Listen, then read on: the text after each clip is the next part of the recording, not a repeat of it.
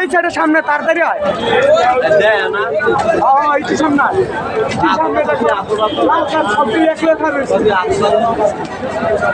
লাল cup দেখবো সবগুলি এক রকম রয়েছে উপরে দিকে যা তুই দেখ সাল্লা দে হ্যালো বলছি উপরের দিকে চা উপরের দিকে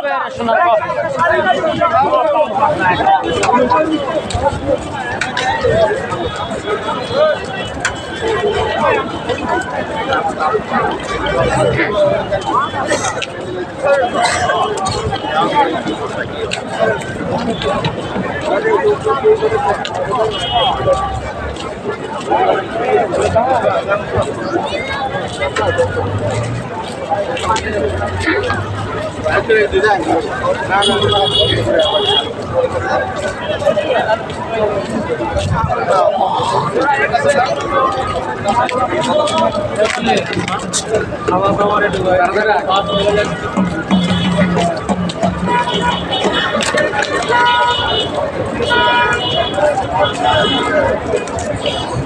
কি হচ্ছে ভিডিও হচ্ছে ভিডিও করতেছে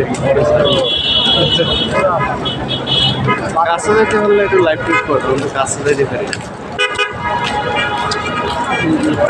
এত দূরে করছে মাঝামাঝি করলে ভালো যেদিকে মানুষ থাকতে যেদিকে মানুষের জীবন শেষ হয়ে গেছে এত বড় শহর এই বাংলাদেশের ইতিহাস হয় না মানুষের জীবন শেষ হয়ে গেছে লক্ষ লক্ষ লোক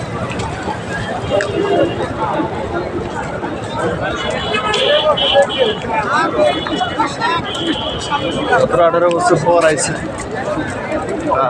আকাঙ্ক্ষা তো 18 বছর পর আইছে মানুষ আবেগের পরিবর্তন করে নিজের দেশের জন্য কিছু করতে পারে তাহলে মানুষ মনে রাখবে হ্যাঁ অবশ্যই অবশ্যই এটাই না হলে না হ্যাঁ হ্যালো এই টেকনিক যদি না খাটাইতে রে আমি যে হাঁটা শুরু করছি তোমরা কো আচ্ছা ওই যে ঘুরে যেখানে আমরা কলেজের বাসে নামছিলাম না ওখানে দাঁড়াচ্ছি ঠিক আছে ঠিক আছে